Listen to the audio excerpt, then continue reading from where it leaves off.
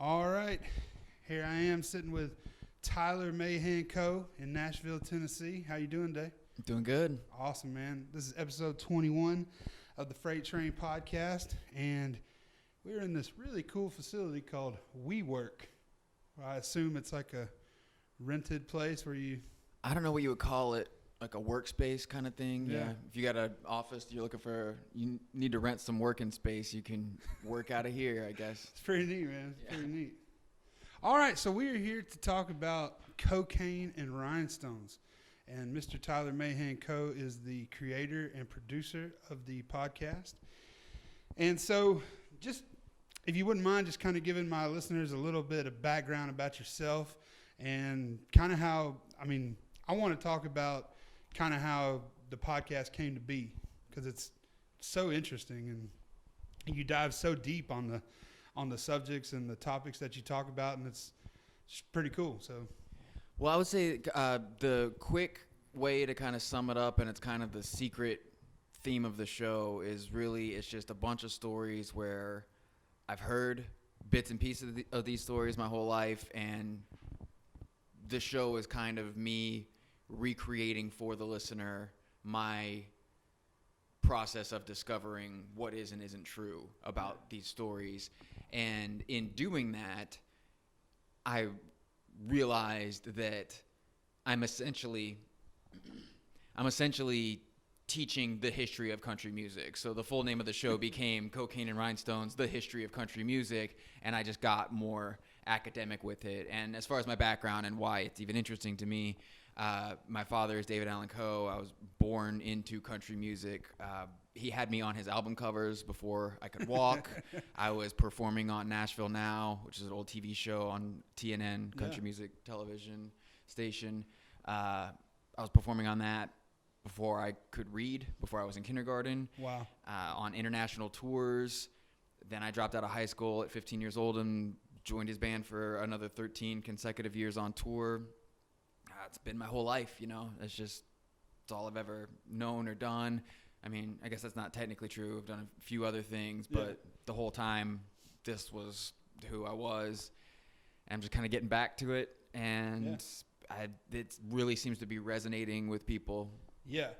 I think it's safe to say you've pretty much created a whole community out there, because if anybody doesn't know, there's a Facebook group called 20th Century Country Music. Is that correct? And that's also was created by you. And it's not necessarily about the podcast or for the podcast, but again, just a place to talk about country music that happened back in the day. And I think you've really, there are people on there who are just avid. I think you posed a question a couple days ago and it had like 127 comments on it. I don't think I've ever seen that much engagement. That's just a lot of engagement. Yeah, that's pretty incredible. Also, that's not a group that I'm even particularly trying to grow for any reason. There hasn't been a cent spent on, promoting it in any way. Yeah. It's got at least 700 members now, which is crazy. And I just made that while I was working on the podcast before anyone knew I was working on the podcast, because just for months I was buried in country music. It was all I was thinking about, and it's pretty much all I wanted to talk about. Yeah. But anytime I would post something on my personal Facebook, I got a bunch of friends. I don't just run around in country circles, Yeah. My friends don't give a shit about country music really, so it was just like kind of so what. And so it got to the point where I was just like, man, all I want to do is talk about, country music made in the 1900s. I don't want to talk about anything after that. Yeah. And nothing past the year 2000. There's just a simple cutoff point. There's no crazy thing that happened that year that makes me hate everything afterwards. It's just an easy cutoff point. And so, I made that group, and just a few people became a few more people. Yeah. And it's really turned into something else. And it's amazing too, because a lot of the people that are in that group are lifers, hardcore touring musicians who, if I've got a question about something, if I'm having a hard time digging up a reputable source on something, I'll just go and ask a question in that group, and I'll have the answer within an hour. Yeah. Yeah. What was I looking at last night? I guess somebody was trying figure out who one of the guitar players that was on a Charlie Rich appearance on some show. And you're right, now I don't know how much time had passed, but I think it was from the first comment that was giving some opinion on who it was, and I think it was finally like 30 comments in, they'd figured out who he was, where he worked, who all he had worked for. And I just think that's really fucking cool that people are coming together like that for the old country, I guess you could say. Because it's like, you look in country music now, modern country, I guess you could say, what's on the radio, and you got these people that are now coming out and they're being more of a traditional type country, that 90s throwback, I think is what they're calling it. And people are just diving all over it. They just, and just leaving that other shit out in the dust. And so, I mean, do you correlate any of that with the people just wanting to be, more immersed in that old country music? Does my question make sense? Like, I think so. I don't know. I'm rambling a little bit. Well, I don't know I guarantee you, I know for a fact there is a group of people out there who want to hear that style of music, and they know they want to hear it. Yeah. But I think what's interesting is there are also people out there who've just never heard it before. You know, they've never heard what, most people would consider to be real country music. Mm-hmm. And it's unquestionably better, So like when you do hear it, it's like if you only ever drank water your whole life and someone handed you a glass of lemonade one day. It's just like, oh, this clearly tastes better. Mind blown. Yeah.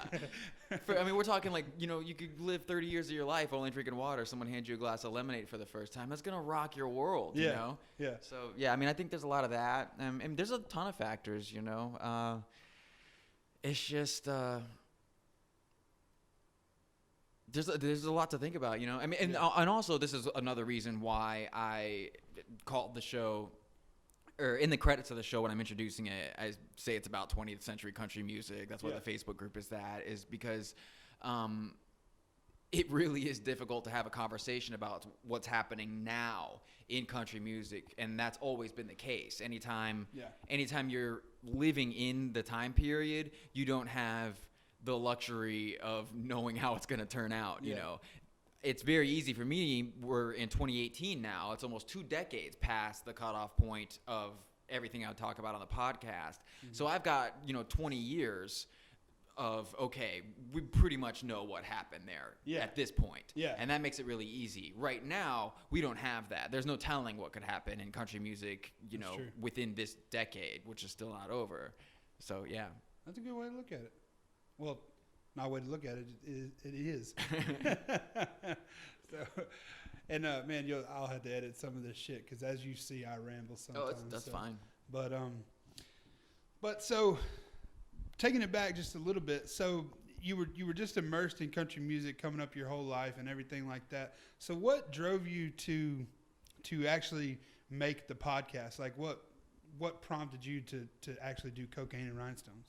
Basically, it did not exist, and I was fairly certain that if I didn't make it 10 years from now, it still would not exist. I think you actually said that in one of your episodes, didn't you? Probably. Yeah. I don't know. But, that's pretty much it. It's just I didn't think anyone else would do it, and I'm not certain anyone else really could do it, which is not an egotistical thing. It's just it's about I'm pretty young for the amount of experience that I have in this world. Mm-hmm. And that also means I'm more aware of the technology that's required to do something like this. I didn't know anything about podcasting when I started, but also it's much easier for me as in my low 30s to figure it out. It's 100%. way easier than it would be for, a 70-year-old musician who has just been a guitar player their whole life, Yeah. So it's just there's just a cross section of ability to be flexible and learn, and also I've been interested in learning my whole life. I've been addicted to reading books my entire life. So there's really a solid base to work on, I guess I would say. And I just don't know if anyone else out there is really there is one other person that I could think of that might have been able to make this, and it would be Shooter Jennings. Just Okay. because I know for a fact that he is a very technologically aware person, and I know for a fact that he's a little bit older than me, I think, but not that much, and he's been around all the same shit. Yeah. And the only thing is he's got a lot more going on than I do. So yeah, I don't see him like putting the brakes on everything else to do something like this. So I felt like I had to, really. That's awesome, man. So how did you come across or how did you decide? Did you just write a list one day of the things you wanted to talk to, and like Ernest Tubb was just the first one you decided to do, or was there a plan behind the madness, so to speak? Well, there's definitely a plan. I knew the first 3 episodes were going to be what they ended up being, which is a story about Ernest Tubb, a story about a Loretta Lynn song, and then a story about a musician named Spade Cooley, who is a very famous person in the 30s in Los Angeles who ended up murdering his wife. And it's a very dark story, but I don't think that most people who knew it really ever knew how dark it was. I didn't. And like you said, I had heard the name Spade Cooley. I knew he was involved with Texas Swing and all that kind of stuff. And yeah, I knew, quote unquote, what happened, but I did not know the detail that went into it. So I wanted to pick 3 stories that really had some big characters in them, larger than life characters.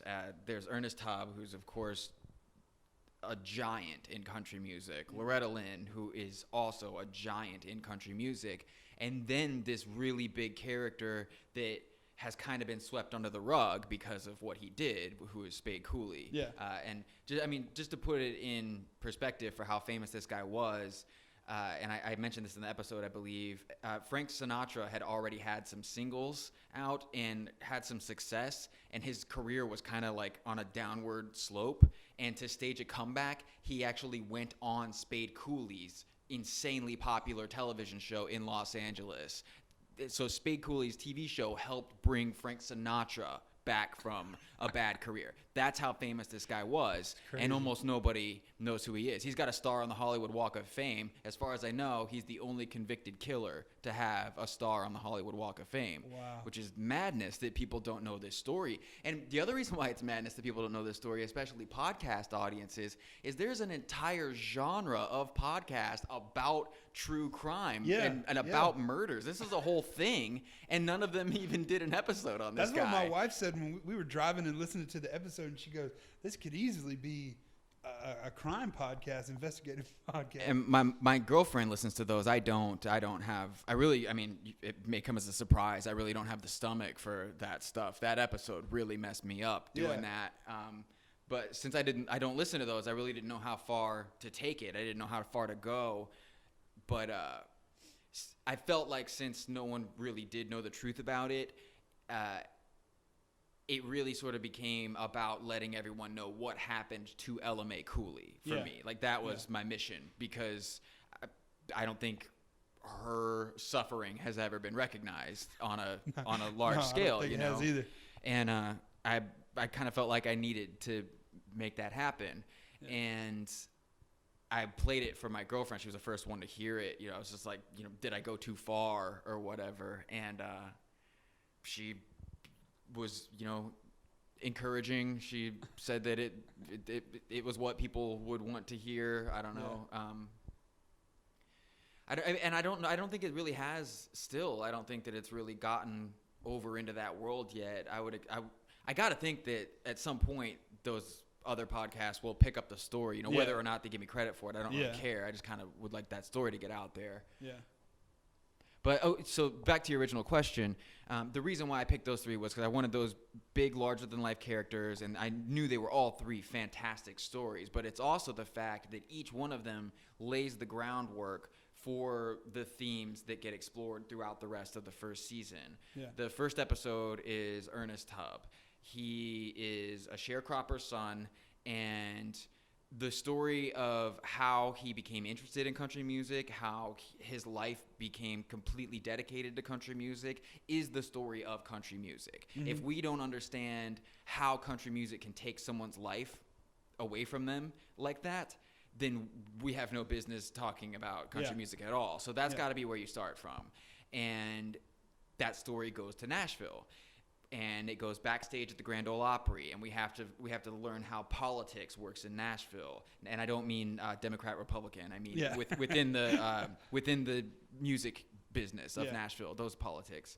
And we have to learn what a publishing company is, and how someone starting one could cause humongous problems within an institution like the Grand Ole Opry. Mm-hmm. And these are all things that, maybe would sound pretty boring if I just sat down and started talking about them to you, but not when I'm telling you a story about Ernest Tubb deciding to murder someone.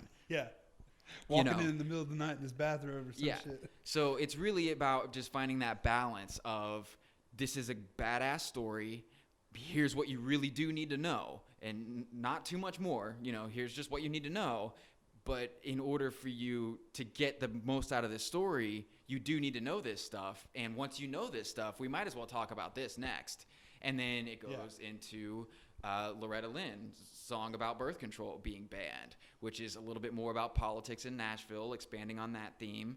And it also introduces a new theme of how much people can overreact to one song. Because this is a big thing in country music, and it never stopped being a big thing in country music. It was a big thing before this song, and it continued being a big thing after this song. Yeah. And that's a theme that's going to keep getting explored in the show, so on and so forth. And, I mean, the theme that gets introduced with Spade Cooley is really just sort of the dark side of fame, I guess. I don't know how much being famous contributed to his mental illness, his mental derangement, whatever you want to call it.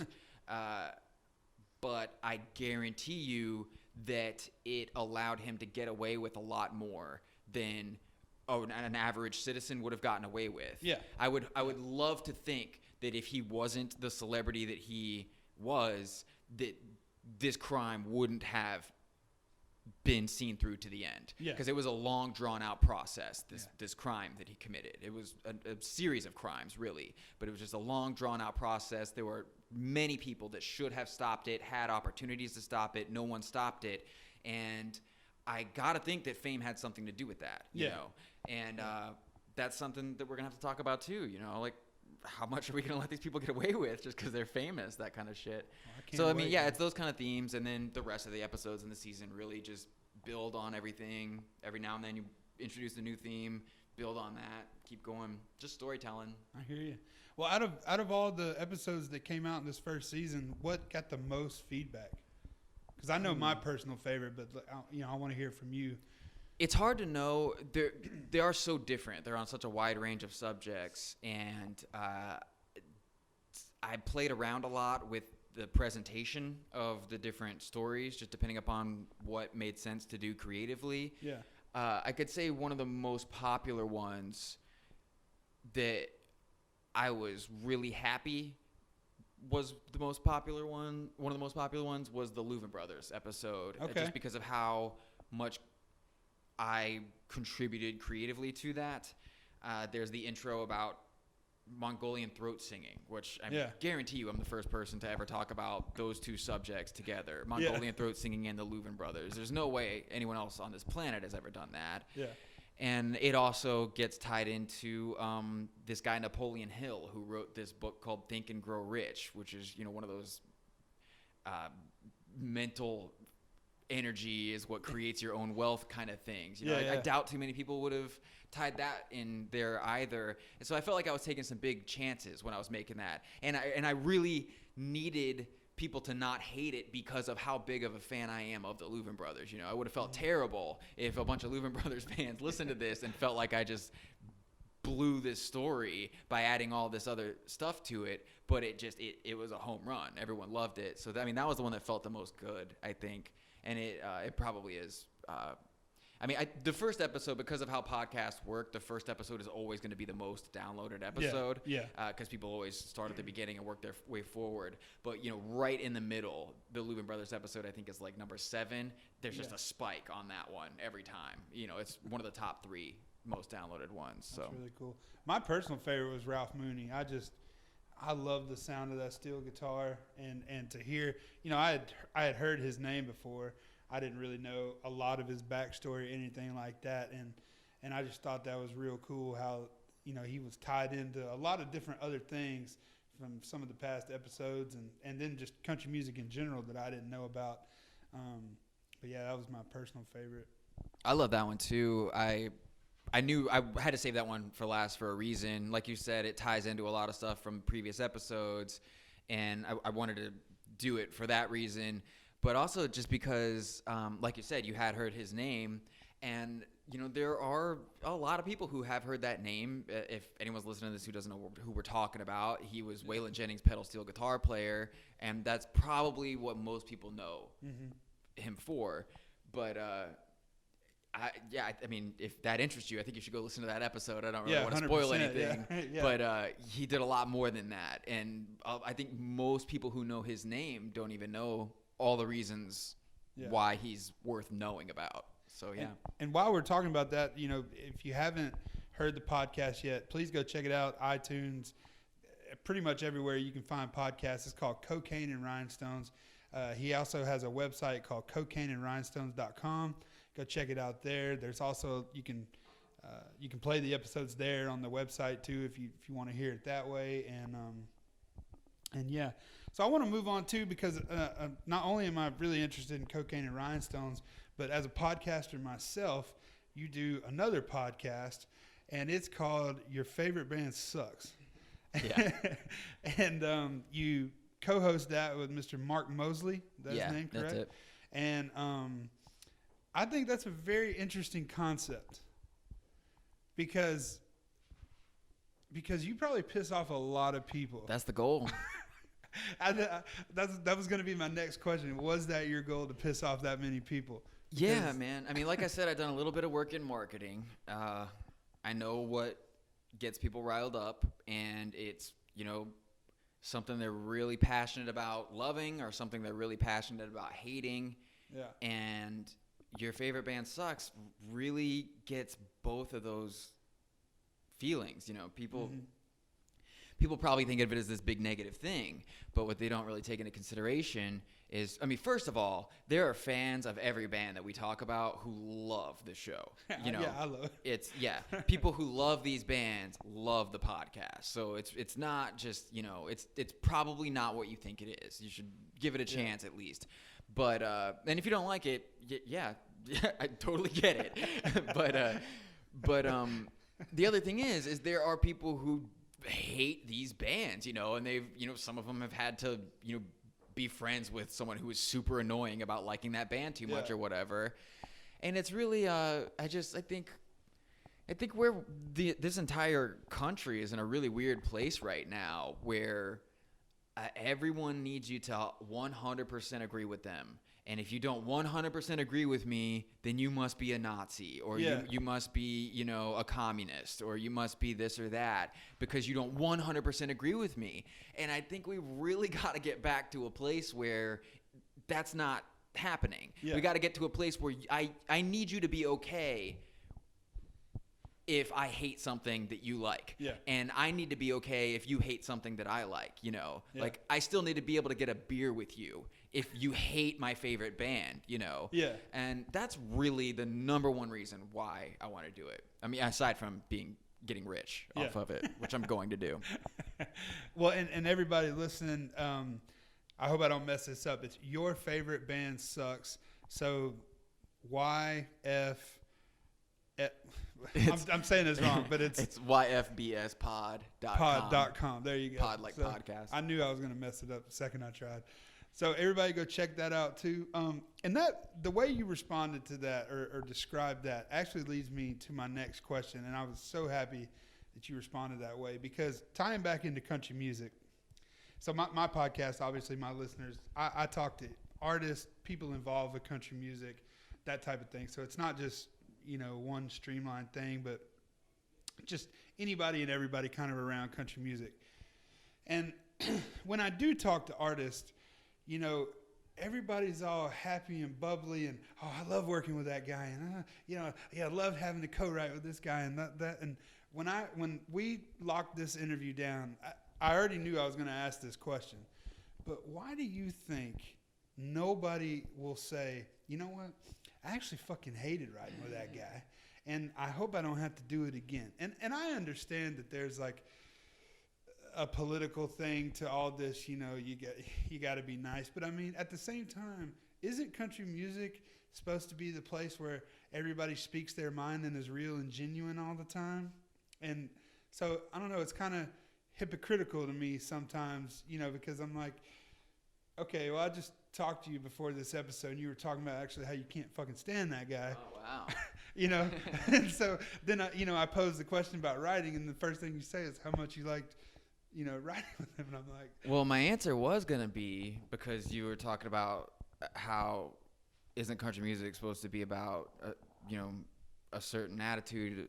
I would say honesty ties into country music for me. Yeah. So I was going to say a lot of people would have been raised with the philosophy of if you can't say something nice, don't say something at all. That's true. But then you said those people talk shit before the record light went on. So yeah, that's a little weird. I would say that's not cool.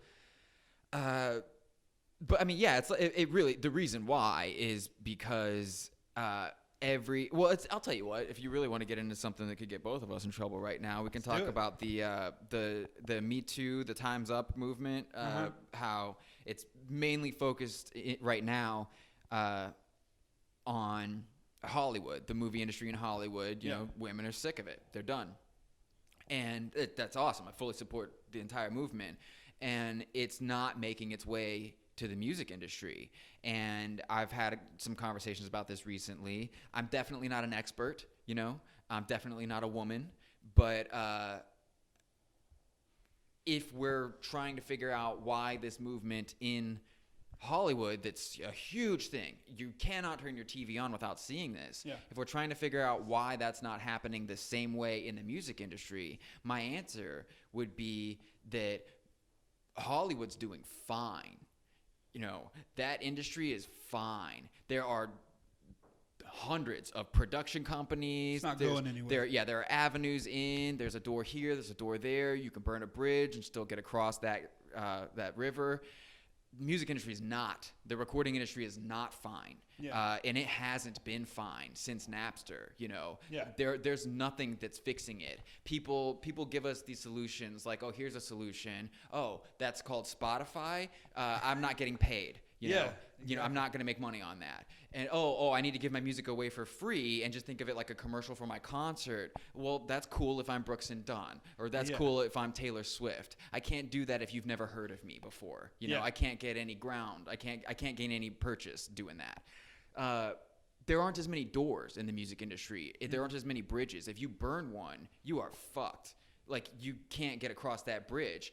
And again, I am a man. I'm not telling, women, fuck it, burn the bridge, you'll be fine. Because I really don't believe that is the case. I don't think that they would be fine. I think that they're doing what they think they have to do to stay where they are. And I am not about to say anyone's name right now or anything, but I have been told as much by friends of mine who are women who are in the music industry.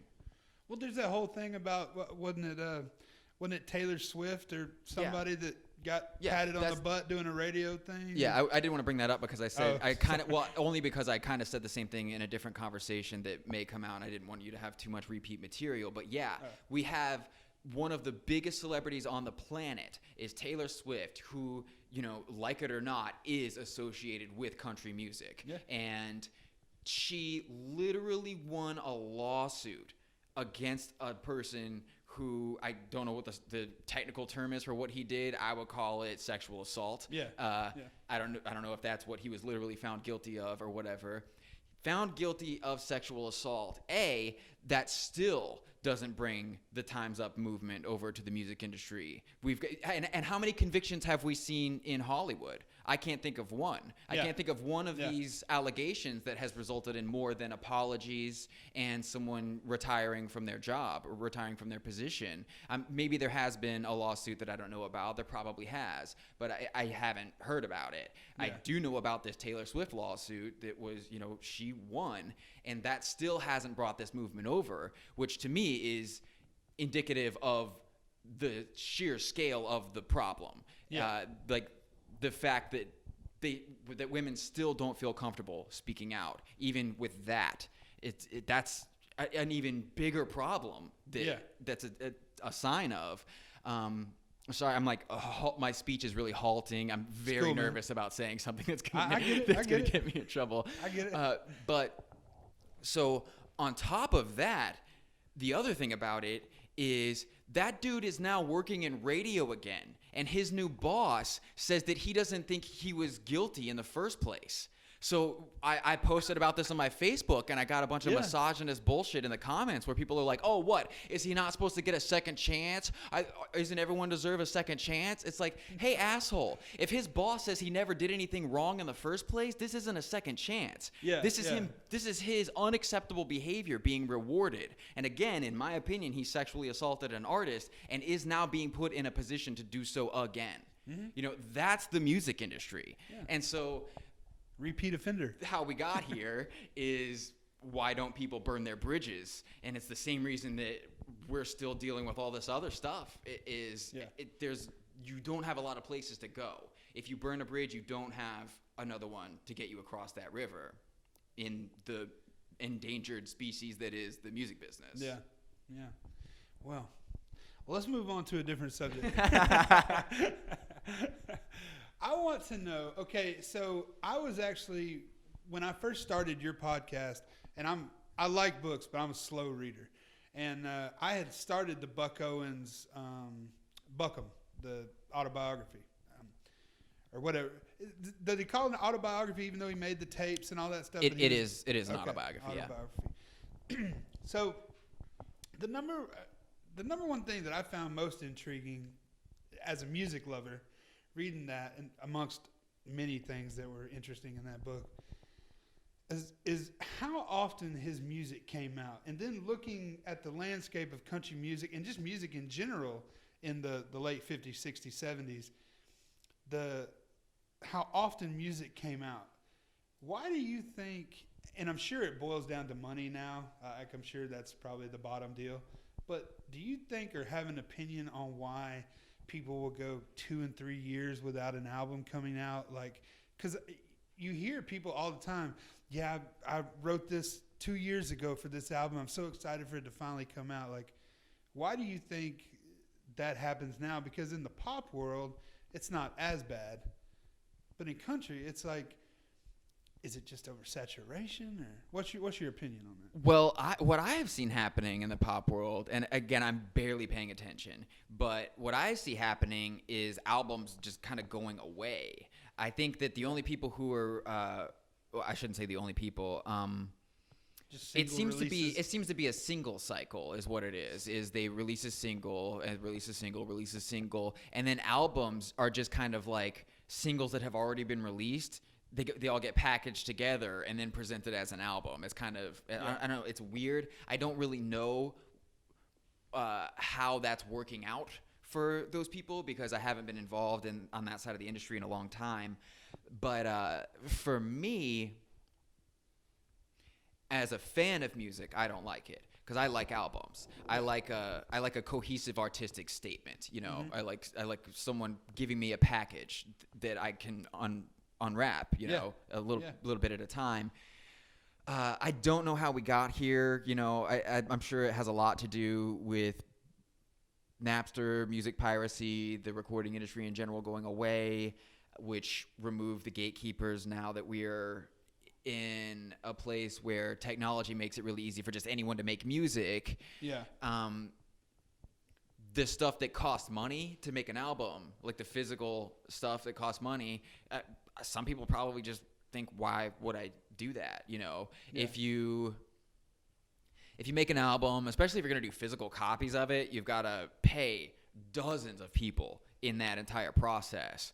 You can just make a song on your laptop and upload it to iTunes and, you know, take a picture, and that's the cover of it. Yeah. And that's what all people are doing. The other thing is I'm fully aware that I am not even addressing what's really happening in music right now because I'm completely ignorant about it, which is SoundCloud.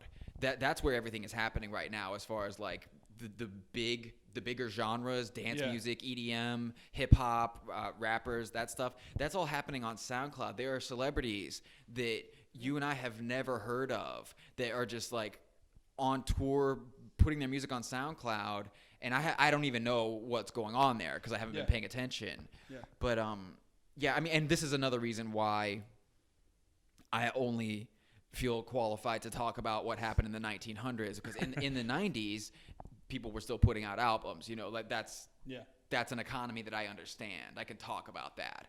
I don't know. I mean, I'm at a loss just as much as you are, I think, probably.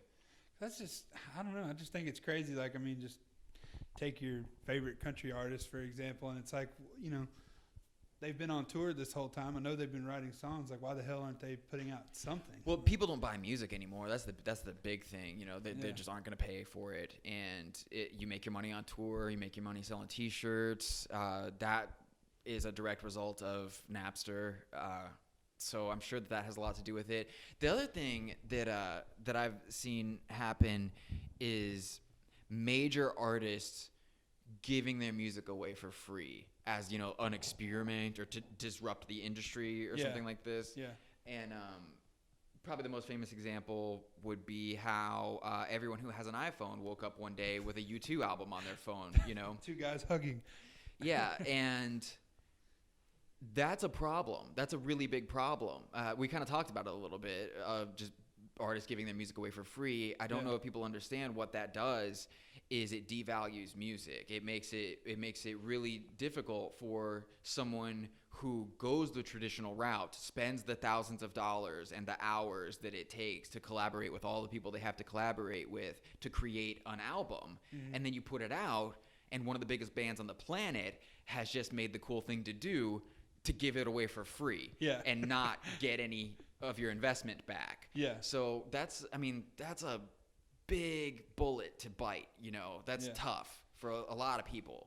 Well, and you know, then it also takes away, like, think of every classic story you've heard about, you know, rock band, country band, anything like that, and somewhere in that story involves the studio and what was going on in the studio.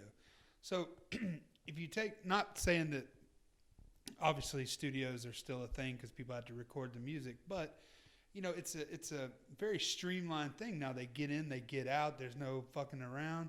Like, do you think that that's somewhat diminishing the music industry as a whole as well? Because, like, for me, part of the mystique and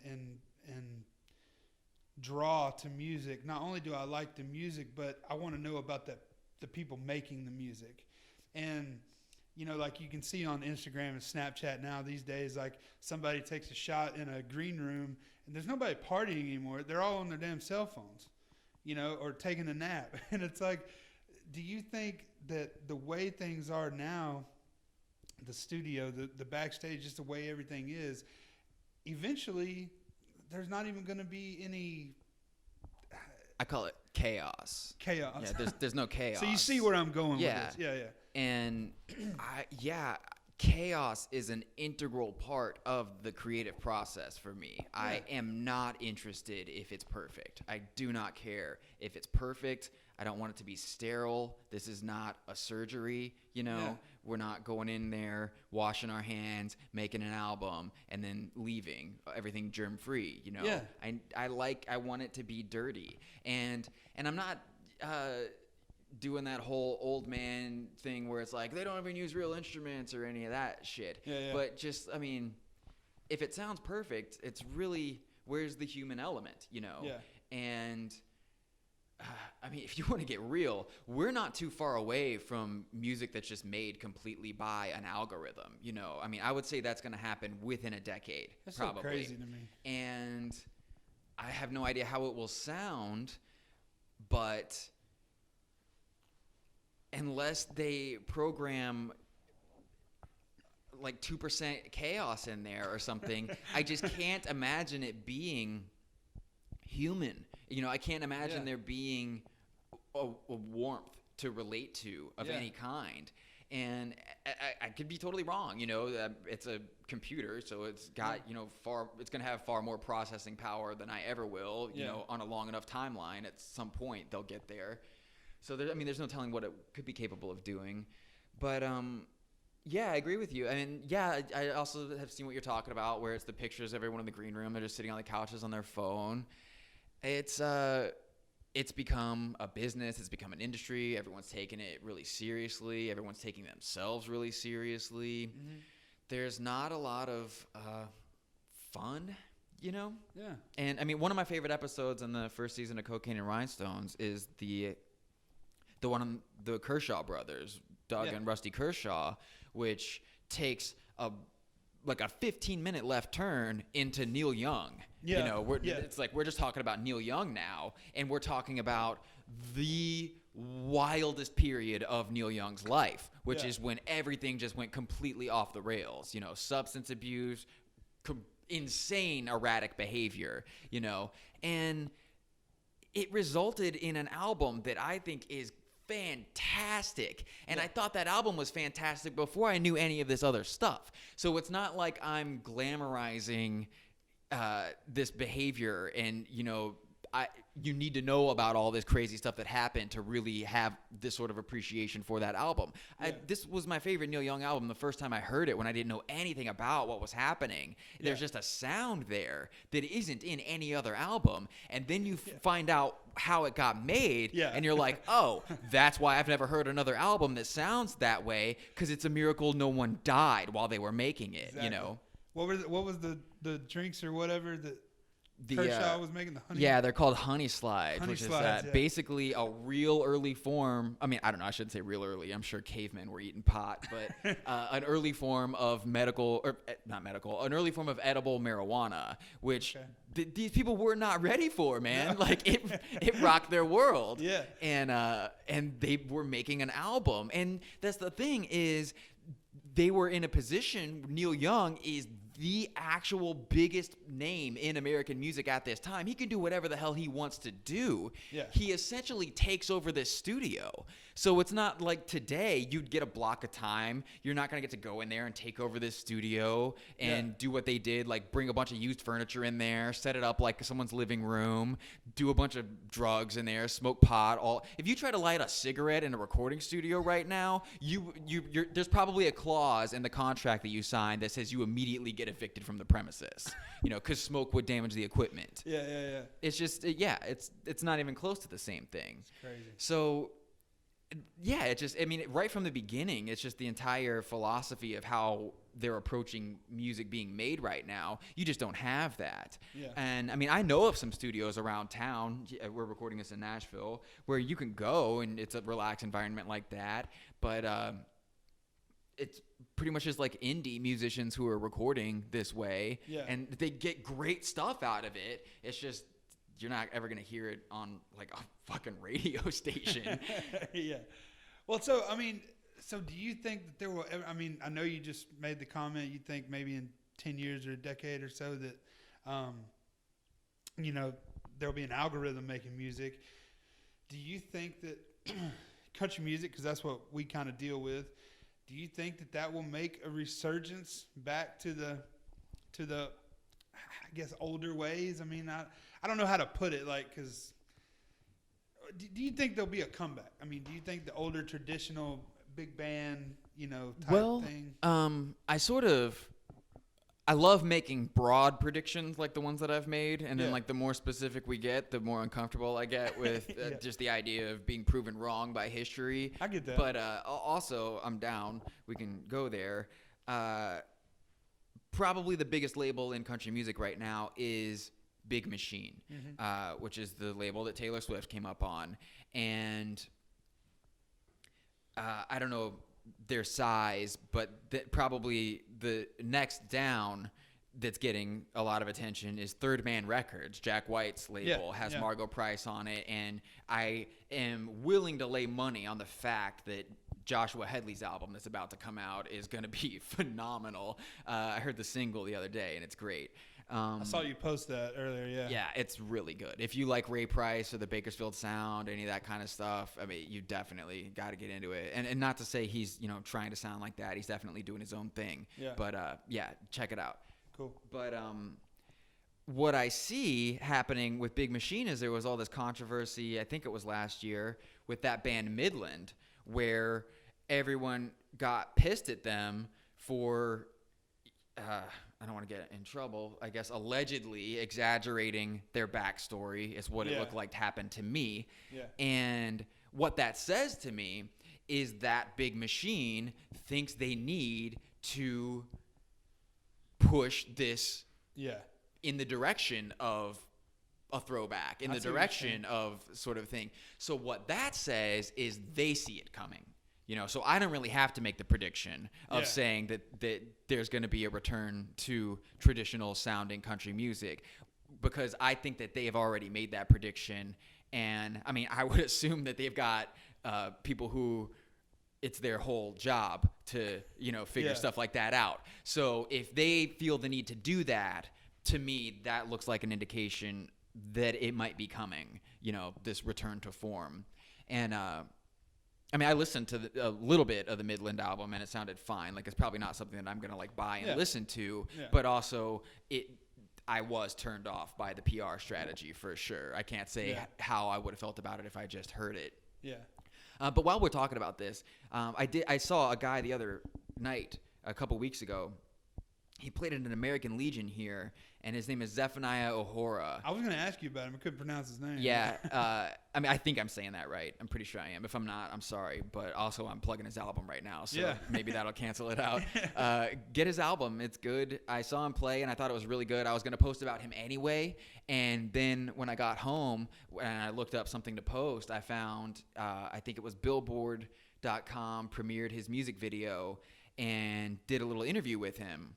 And in that interview, I learned that he's based out of New York City, and he says in that interview that he has only really been hardcore into country music for 15 years, which is like the antidote to this Midland thing. It's honesty. It's not him pretending to have been born into this or pretending like this is always what he knew he was going to do. That he's for real. He's like, hey, I'm coming out of New York City. I don't think he was born in New York City, but I know that's where he's based out of. I'm coming out of New York City. I've been into country music for 15 years, maybe not so much before that, but maybe he heard it before that, but he got deep into collecting records just 15 years ago. That's not very long ago. Yeah. And now he's making music that really sounds like the real stuff to me. Yeah. And that's great because the music's awesome, and he's being honest about where he's coming from and the reasons why he wants to do it, which is just that he wants to do it. Yeah. That's the only reason you need. I think that people in the pop world or people from the rock world, especially journalists, they think of country music fans as we need this, authentic backstory. We need someone to come from a poor background, or we need someone to, be from the South or whatever. And we really don't. All we really need is just like, do you really like this music? Do you really want to make this music? Yeah. Let's hear it.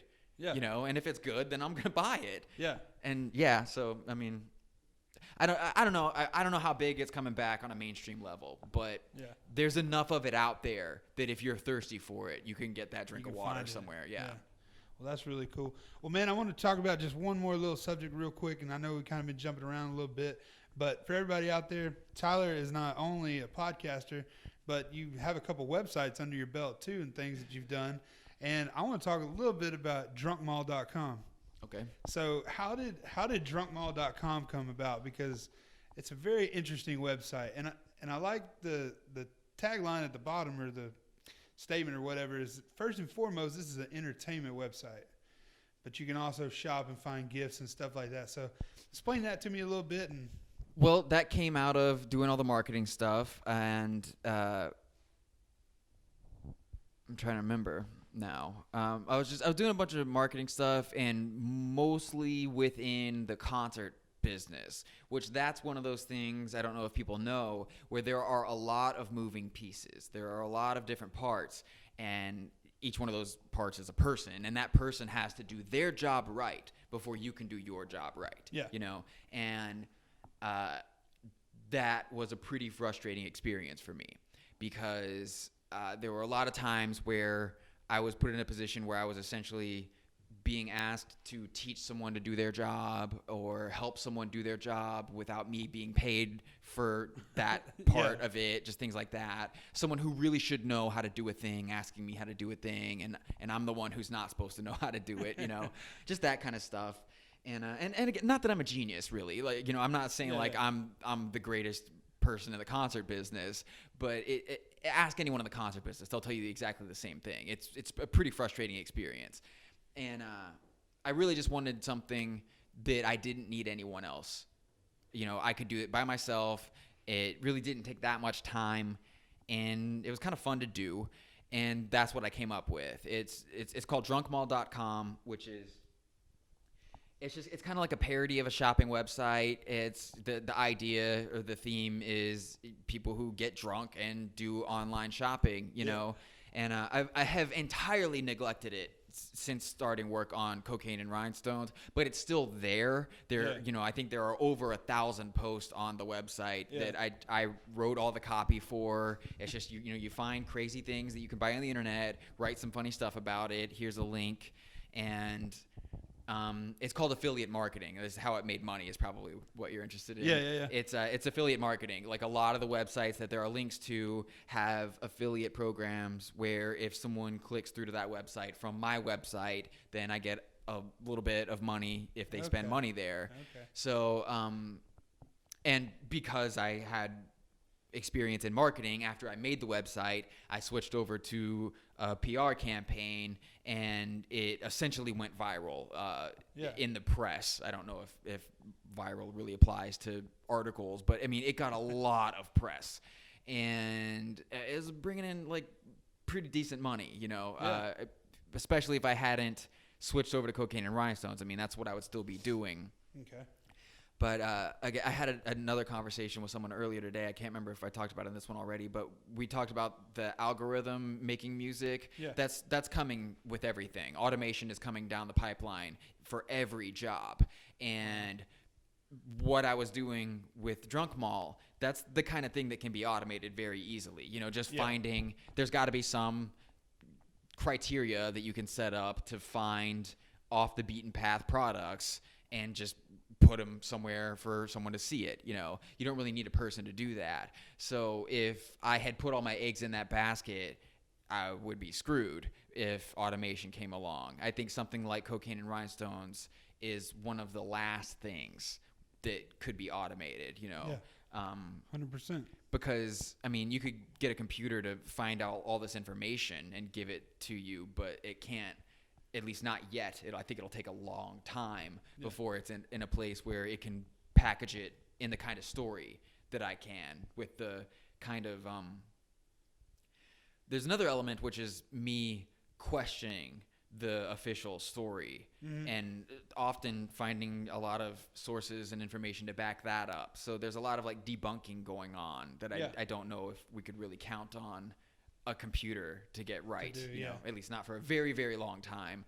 So I feel a lot more comfortable both feet in something like Cocaine and Rhinestones, where there's a lot of creativity going into it, and not so much something like Drunk Mall, where it's just a gimmick. It's just like one gimmick. And awesome. Yeah. Well, cool, man. Well, dude, I really appreciate you sitting down and talking with me today. It's been pretty eye-opening and interesting. And I just thought it was cool as a fellow podcaster to talk about someone, that I was interested in, and kind of getting the curtain pulled back. So, again, everybody go look up. Oh, and I want to say real quick, too, again, we talked about this off air, but congratulations on getting the Guardian put out a post today, a big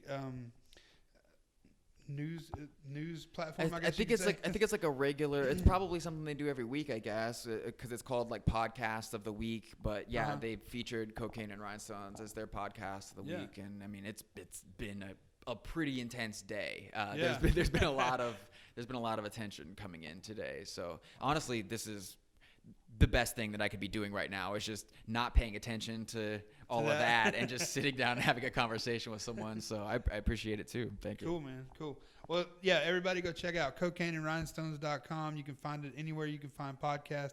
Also, your favorite band sucks. .com or it's YFBS Pod. YFBSpod.com. And that's with Mark Mosley and then Drunk Mall and all kinds of shit. So, and if you want to find Tyler on social media, pretty much just search for Tyler Mahan Coe. Yep, that's it. And you'll find him everywhere. So, all right, man. Well, I really appreciate it. Yeah, have a good day. All right.